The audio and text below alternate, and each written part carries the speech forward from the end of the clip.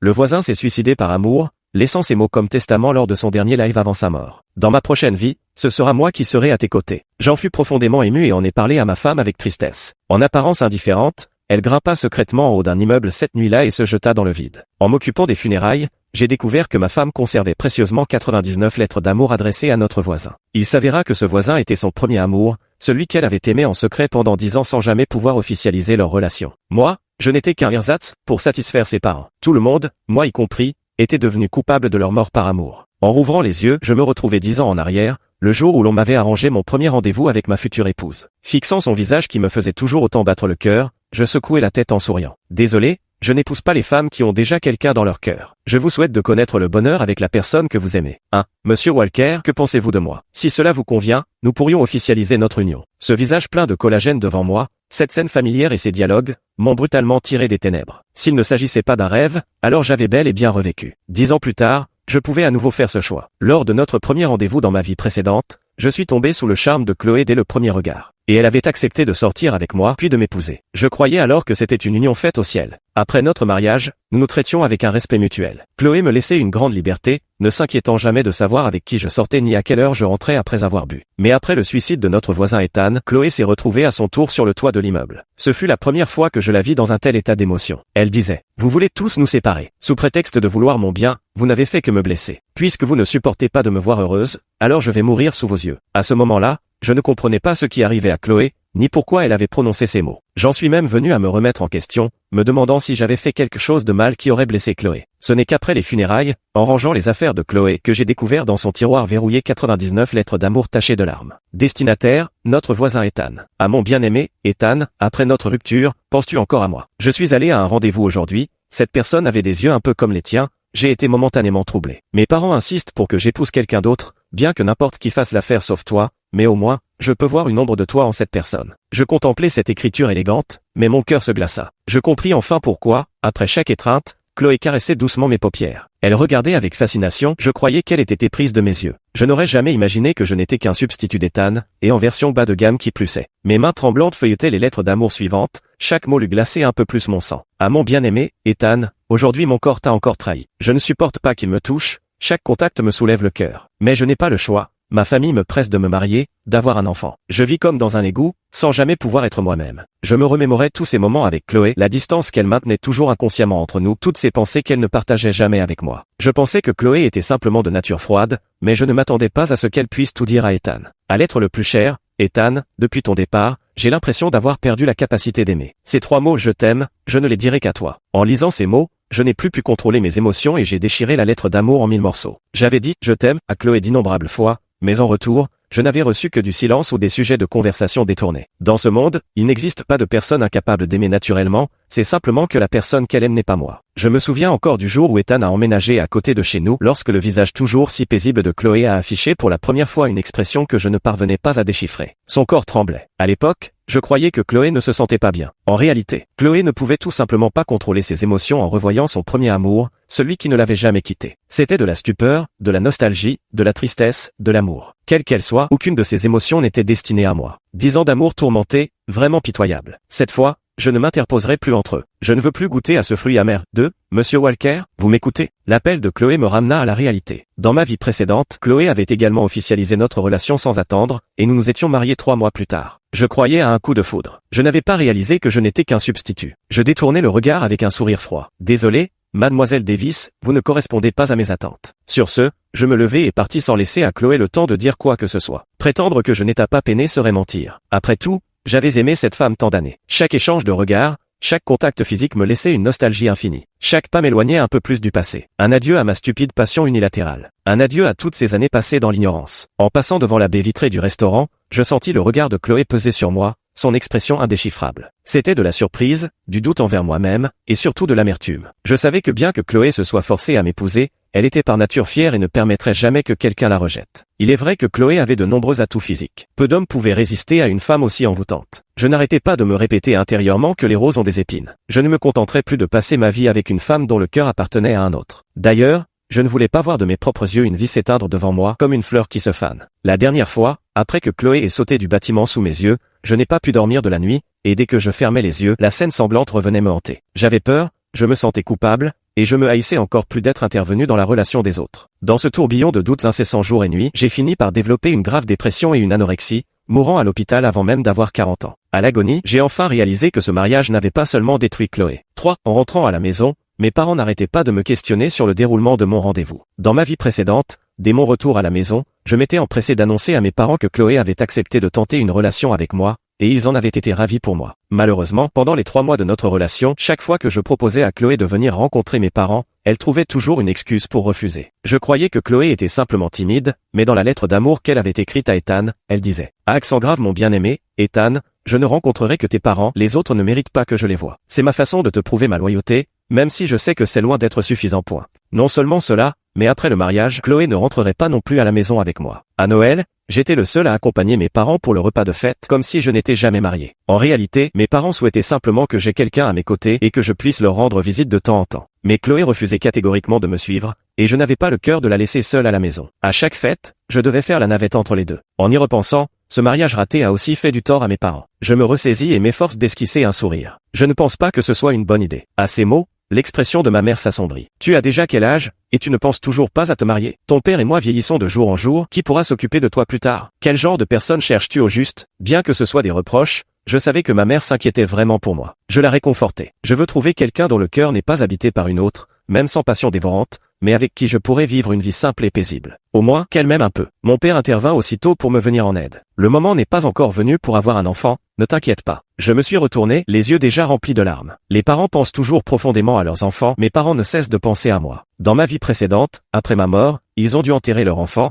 ce qui leur a ôté la moitié de leur vie. Dans cette vie, je veux vivre pleinement, même si je ne me marie jamais, je prendrai soin de mes parents. Après avoir discuté encore un peu avec mes parents, je suis allé dans ma chambre pour prendre une douche. En sortant de la douche, j'ai vu les messages non lus. J'avais presque oublié qu'avant même de rencontrer Chloé, nos aînés nous avaient fait échanger nos coordonnées. Monsieur Walker, je ne sais pas ce qui ne va pas chez moi pour que vous soyez si froid avec moi. Vous pouvez me le dire directement, je changerai. Ma famille me presse et je ne veux plus subir leurs reproches. En lisant le message désespéré de Chloé, mon cœur s'est alourdi. 4. Je connais bien mes anciens beaux-parents, autoritaires et tyranniques. Tant que Chloé n'aura pas trouvé le bon parti, ils continueront à lui en présenter. Pour être précis, tant que cet homme ne sera pas Ethan, tant que Chloé n'aura pas commencé une nouvelle relation avec quelqu'un d'autre, ils ne la lâcheront pas. De toute évidence, Chloé connaît bien mieux ses parents que moi. Et moi, je ressemblais justement un peu à Ethan. C'est pourquoi Chloé s'accrochait toujours à moi. Je serrais mon téléphone si fort que mes doigts en blanchissaient légèrement. Ce n'est qu'après un long moment que je répondis lentement. Tu es bien comme tu es, inutile de changer. Simplement, je n'épouserai jamais une femme dont le cœur appartient à un autre. Dans ma vie précédente, j'en avais assez vécu. Je ne suis pas du genre à me rabaisser. Puisque Chloé se sentait obligée de faire un compromis avec moi, je n'avais aucune raison de continuer ce compromis et de me mentir à moi-même. Chloé a répondu rapidement, et même à travers l'écran, je pouvais sentir une tristesse subtile. Tu as entendu parler de mon histoire. J'avoue t'avoir caché des choses, mais entre lui et moi, c'est fini. Dans ma vie précédente, Chloé mentionnait rarement son passé ou ses sentiments. Alors que dans cette vie, après l'avoir rejeté, elle s'est finalement ouverte à moi. Je poussai un soupir, le cœur empli d'une douce amère complexité. 10 ans de sentiments, comment pouvais-je les laisser tomber si facilement? En vérité, Chloé n'avait rien fait de mal. Elle ne m'aimait simplement pas. Je souris amèrement, tapotai quelques mots puis éteignis mon téléphone. Je répondis, puisque tu n'arrives pas à lâcher prise, bats-toi pour elle. Si l'amour est séparé par des montagnes et des mers, ces obstacles peuvent être franchis.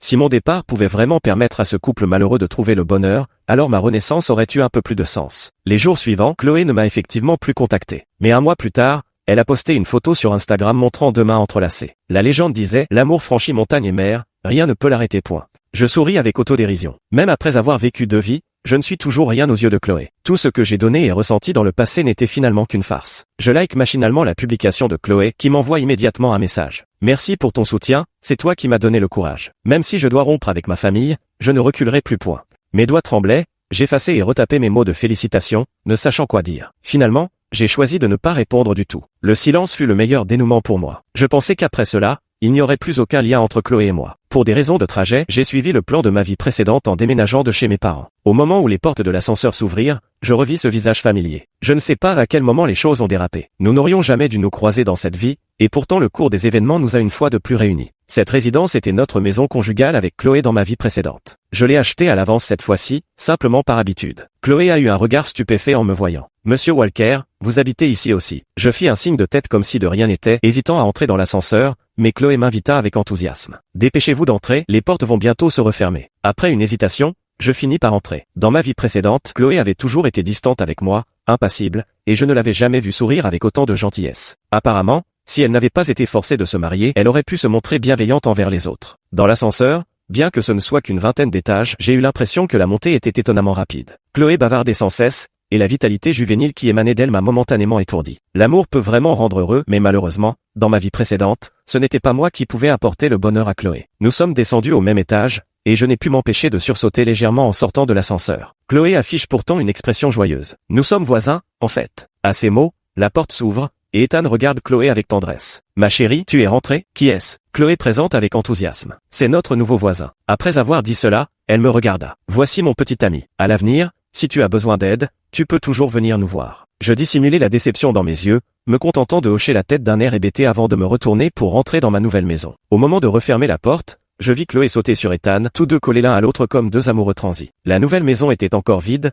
mais je pouvais toujours voir Chloé assise sur le balcon, plongée dans un livre en silence. À cette époque, le soleil brillait juste assez pour dorer son profil d'une lumière dorée, adoucissant l'ensemble de son visage. Dommage que dans ma vie précédente, ce soit Ethan qui ait été séparé par un simple mur, alors que maintenant, c'est moi. 6. Dans les jours qui suivirent, ma famille me présenta plusieurs jeunes femmes tout à fait convenables. J'avais pourtant tant attendu une relation où nous irions l'un vers l'autre, mais il manquait toujours quelque chose. Il semble que je puisse comprendre Chloé par empathie, dès que cette personne est apparue, tous les autres n'étaient plus que des compromis. Finalement, j'ai décidé de laisser faire les choses et de me plonger tête baissée dans le travail. Un jour, je suis rentré très tard du travail, et en sortant de l'ascenseur, j'ai vu Chloé accroupie devant la porte, la tête enfouie dans ses genoux. En entendant le bruit, Chloé a levé les yeux. Quand nos regards se sont croisés, ses yeux étaient rougis, et mon cœur a encore manqué un battement. On dirait qu'ils se sont disputés, sa voix était rauque lorsqu'elle a parlé lentement. Je peux venir chez toi un moment. J'ai d'abord été surpris, puis j'ai hoché la tête. Mais quand Chloé s'est levée, son cou pâle est apparu, marqué par des traces d'étranglement qui avaient viré au bleu. J'allais lui demander ce qui s'était passé, mais Chloé a semblé remarquer mon regard. Elle a rapidement relevé son col et m'a souri avec gêne. Je l'ai heurté par accident. À ce stade, qu'est-ce que je ne comprendrais pas? Je me suis donc abstenu de poser d'autres questions, comprenant l'implicite. Chloé m'a suivi chez moi et, tout en jetant un regard circulaire, a dit d'un ton délibérément détendu. J'ai l'impression d'être déjà venu ici, tout me semble si familier. Mon geste pour lui servir de l'eau s'est figé. Chloé aurait-elle aussi revécu sa vie? Et puis, je me suis senti ridicule d'avoir une telle pensée. Dans ma vie précédente, Chloé me détestait, voire me haïssait. Elle ne voulait absolument pas partager le même toit que moi, encore moins être aussi vive qu'en ce moment. Je lui ai tendu le thé rouge, faisant semblant de ne pas y prêter attention. Les appartements de ce quartier se ressemblent tous, nous sommes toujours voisins, la disposition est pratiquement la même. Chloé ne semblait pas y prêter attention et, après avoir bu une gorgée de thé, demanda en souriant. Comment sais-tu que j'aime le thé Earl Grey? Je ne savais pas comment répondre sur le moment. Dans ma vie précédente, Chloé adorait le thé Earl Grey et c'était seulement pendant ces moments de thé que nous pouvions nous asseoir face à face en paix. Alors par la suite, j'attendais toujours avec impatience de boire le thé avec Chloé. Avec le temps, je suis aussi tombé amoureux de ce goût. Désormais, lorsque j'achète du thé, j'ai pris l'habitude de choisir du Earl Grey. Chloé ne pouvait pas savoir que, bien que mon visage reste impassible, mon cœur était déjà en proie à une tempête émotionnelle. C'est quelque chose que j'ai appris d'elle. Tout comme dans ma vie précédente, lorsqu'elle avait appris le suicide d'Ethan, elle était restée tout aussi calme. C'est une coïncidence, moi aussi j'aime ça. Chloé ne perçut rien d'anormal dans ma voix et s'assit nonchalamment à une table. Par hasard, elle s'était installée à la même place sur le balcon qu'elle affectionnait dans sa vie précédente. Même lorsque j'ai acheté un nouvel appartement et envisagé de changer le style de la dernière vie, j'ai quand même proposé, en examinant les plans,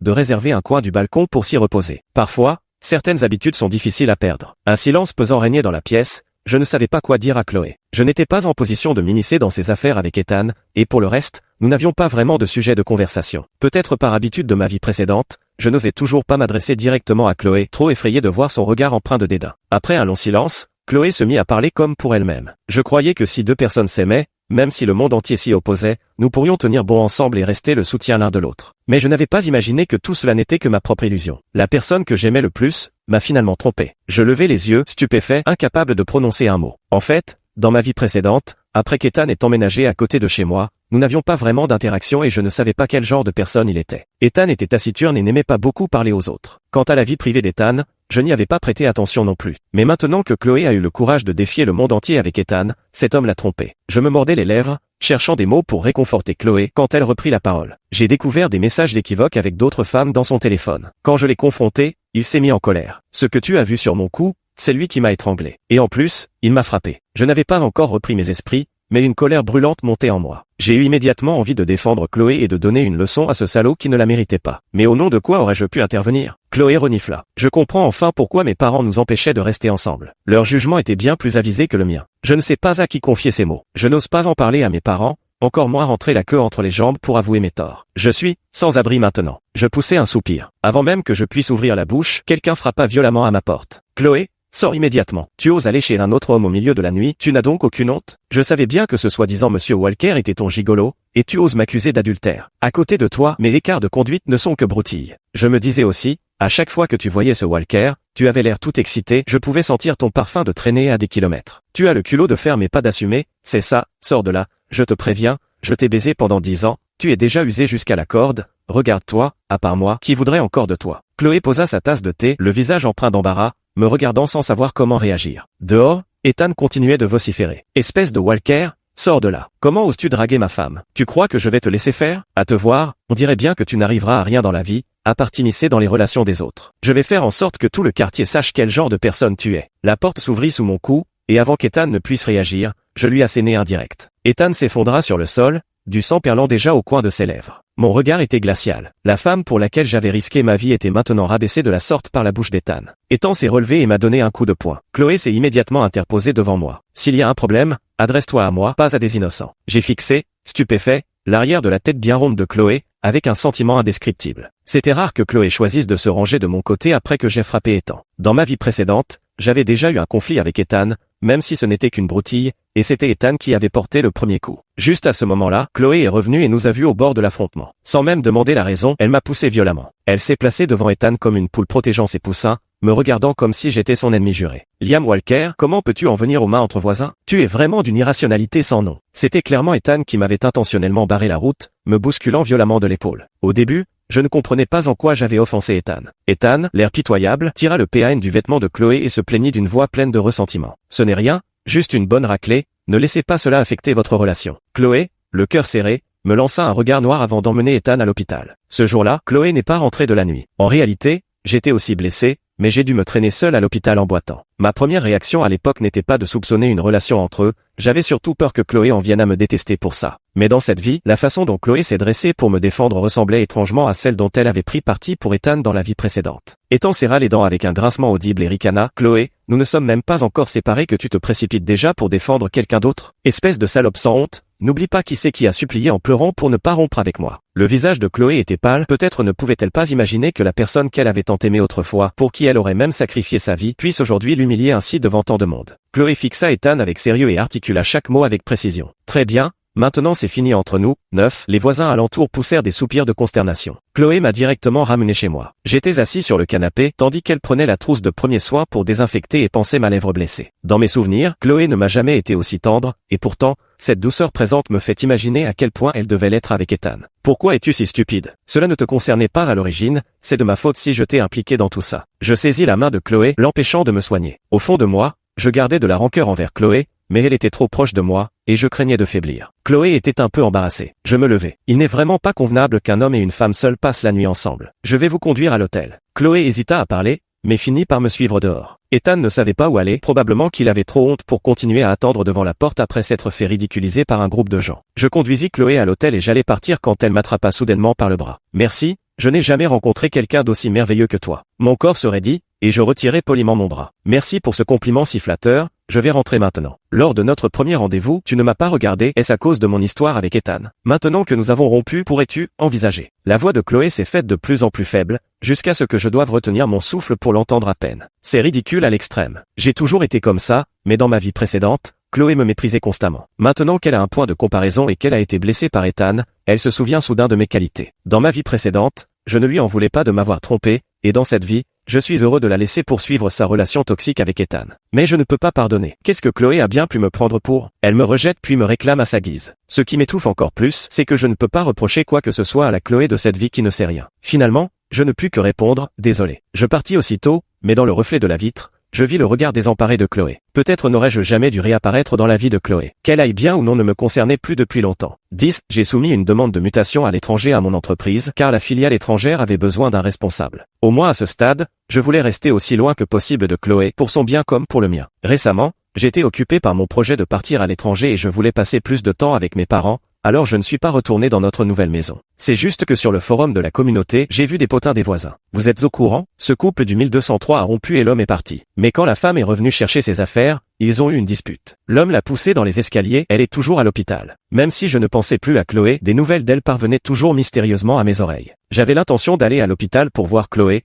me tenir loin à l'entrée sans la rencontrer ni lui parler, juste pour m'assurer qu'elle était en sécurité. Mais finalement, je n'y suis pas allé. Ce qui est passé devrait rester dans le passé. Le jour de mon départ à l'étranger, regardant le paysage défiler depuis la voiture, je faisais mes adieux à cette ville à ma manière. Cette ville où j'ai vécu devina vraiment plus rien pour me retenir. En passant le contrôle de sécurité, j'ai aperçu un visage familier dans la foule. Chloé avait un bandage sur le front et cherchait désespérément quelque chose. Son regard s'est arrêté sur moi, et quand nos yeux se sont rencontrés, les siens se sont emplis de larmes. Mais ce regard n'était pas celui d'une simple connaissance dans cette vie, ni celui du dégoût qu'elle éprouvait pour moi dans la vie précédente. Je ne comprenais pas, mais je détournais les yeux. Chloé se précipita vers moi en criant mon nom sans arrêt. « Liam, attends un peu, ne t'en va pas, attends-moi. » Mon corps semblait frappé d'un sort de paralysie, incapable de bouger. Chloé s'est précipitée vers moi et m'a enlacé par la taille, sa voix étranglée par l'émotion. « Liam, pourquoi cette fois-ci tu refuses de m'épouser? J'ai eu tort, c'est toi qui méritais mon amour. » Mon corps s'est figé, une amertume indescriptible envahissant mon cœur. Sans doute Chloé, après avoir été poussée dans les escaliers, avait-elle retrouvé par un concours de circonstances les souvenirs de sa vie antérieure. J'ai eu un instant de répit en me disant que Chloé avait gardé ses souvenirs. Ainsi, l'amour, la haine et les rancœurs de ma vie précédente trouvaient enfin un exutoire. J'ai repoussé Chloé,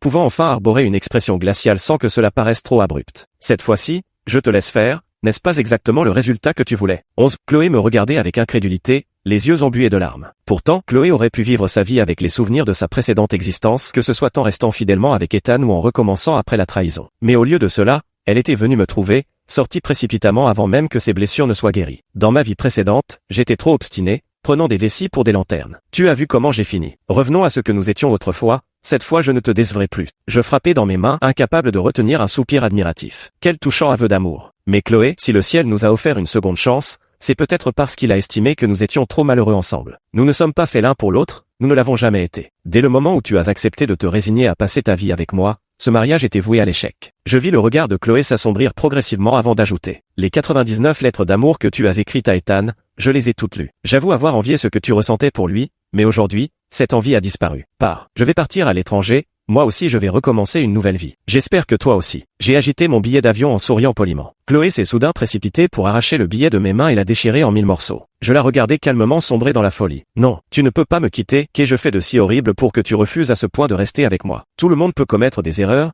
je n'oublierai jamais ces 10 années de sentiments, mais maintenant j'ai vu le vrai visage d'Ethan, ne peux-tu pas me donner une chance? Les cris de Chloé attirèrent les regards des gens autour. Je regardais les morceaux de billets d'avion que Chloé avait jetés par terre, et ne pus m'empêcher de trouver cela ridicule. Pour parler de l'époque, je n'éprouvais envers Chloé que du ressentiment. Je lui en voulais de m'avoir caché qu'elle gardait dans son cœur un premier amour inoubliable. Je lui en voulais de ne pas m'aimer tout en choisissant de rester avec moi, gaspillant ainsi inutilement toute ma vie. Je savais que Chloé n'avait rien fait de mal, elle ne m'aimait simplement pas. Mais maintenant, j'ai commencé à reconsidérer mon opinion sur Chloé. Elle était vraiment égoïste, ne tenant absolument pas compte des sentiments des autres. Je ricane avec mépris. Pourquoi crois-tu que tu peux revenir comme si de rien n'était? Agir à ta guise? M'as-tu seulement considéré comme un être humain? Je suis fait de chair et de sang, j'ai des sentiments, mon cœur peut aussi souffrir. Quand nous vivions ensemble, partagions le même lit mais pas les mêmes rêves, as-tu seulement pensé une seconde pourquoi je devrais porter le poids des conséquences amères de ton amour avec Ethan? Aujourd'hui, avec un simple « désolé » lancé à la légère, tu voudrais que j'oublie toutes les souffrances endurées et que je recommence avec toi. T'es-tu seulement demandé pourquoi je le ferais? Chloé se tut. Je ne savais pas à quoi elle pensait,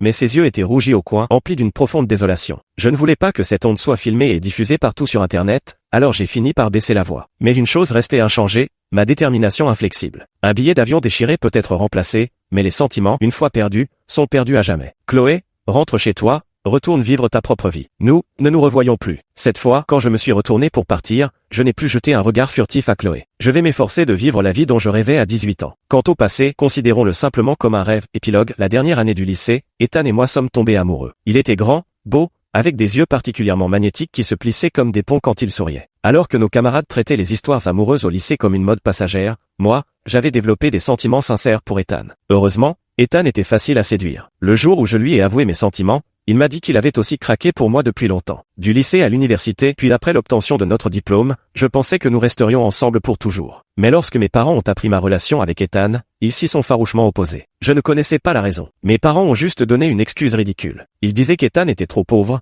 que l'amour ne pouvait pas remplacer la nourriture, qu'on ne pouvait pas se nourrir uniquement d'air. J'ai protesté, fait la grève de la faim, tenté de me suicider, j'ai utilisé toutes les tactiques possibles. Je croyais que tant que je serais avec la personne que j'aimais, même si nous devions vivre dans un petit appartement en mangeant des nuits instantanées, je n'aurais aucune plainte. Mes parents étaient des tyrans. Tout ce qu'ils désapprouvaient, même si je me battais contre eux, était impossible. Ils sont allés jusqu'à menacer l'avenir d'Ethan. Finalement, j'ai cédé. Mes parents m'ont immédiatement organisé des rendez-vous, j'en ai rencontré plusieurs, mais aucun ne me convenait. Juste au moment où je commençais à me convaincre que si ce n'était pas Ethan, alors n'importe qui ferait l'affaire. Liam Walker est apparu. Ses yeux ressemblaient étrangement à ceux d'Ethan, et j'ai même eu la pensée méprisable de chercher un substitut. Après notre mariage, Liam a tout fait pour moi, ne m'épargnant ni sur le plan matériel ni sur le plan émotionnel. Liam n'avait jamais été amoureux auparavant. Il était brillant et capable de réussir tout ce qu'il entreprenait. J'ai commencé à me sentir coupable envers Liam. Je ne pouvais pas lui donner un amour à 100%, et le fait qu'il n'ait même pas d'ex-petite amie me semblait injuste pour lui. En apparence, mes émotions semblaient stables, mais en réalité, j'avais peur de faire face à Liam. Pourtant, il ne s'est jamais plaint de moi et continuait à être merveilleux avec moi. Il est l'une des 2 seules personnes au monde que je considère comme capable de tout donner pour moi. Pendant des années, j'ai tenté de me convaincre d'accepter Liam,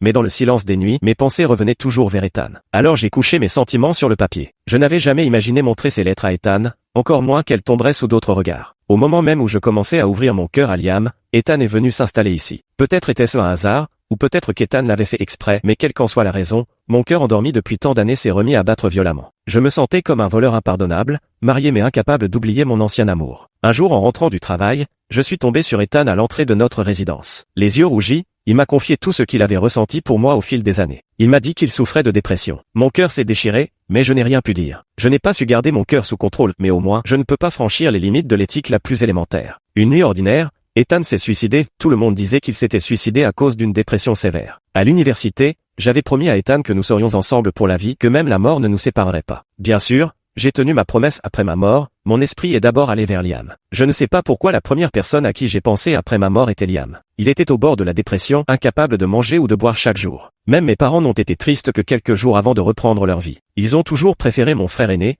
je n'étais qu'un bonus pour améliorer son avenir. Seul Liam m'a accordé la plus grande importance. Il a méticuleusement rangé mes affaires et s'est occupé de toutes les formalités posthumes à ma place. Je me sentais encore plus coupable. Mais lorsque je voulus me rendre sur la tombe d'Ethan pour lui dire que nous pouvions enfin être ensemble, je ne vis pas son esprit. Je vis une femme, maquillée de façon outrancière, elle donnait des coups de pied rageurs sur la tombe d'Ethan en proférant des insultes. Espèce de sans-cœur, tu m'as mise enceinte avant de disparaître, en me laissant toutes tes dettes à rembourser. Maintenant mon mari commence à vérifier mes comptes. Tu t'en tires bien, toi, en mourant, me laissant seul face à la tempête. Ne savais-tu pas que mon mari pourrait vraiment me tuer? Je restais pétrifié un long moment. Après avoir suivi cette femme un temps, je me rendis compte à quel point j'étais ridicule. Toutes ces promesses de m'aimer pendant des années, de m'aimer pour la vie. Toutes ces prétendues dépressions à cause de moi. Tout n'était que mensonge. Pendant que je faisais la grève de la faim pour m'opposer à mes parents, Ethan avait déjà commencé à fréquenter cette femme. Cette femme n'était pas seulement mariée, mais son mari avait également des moyens considérables, avec des relations à la fois dans les milieux légaux et illégaux. Ethan a emménagé à côté de chez moi uniquement pour se mettre à l'abri des ennuis. Quant à me rencontrer, ce n'était qu'un heureux hasard. Il a joué les victimes avec moi,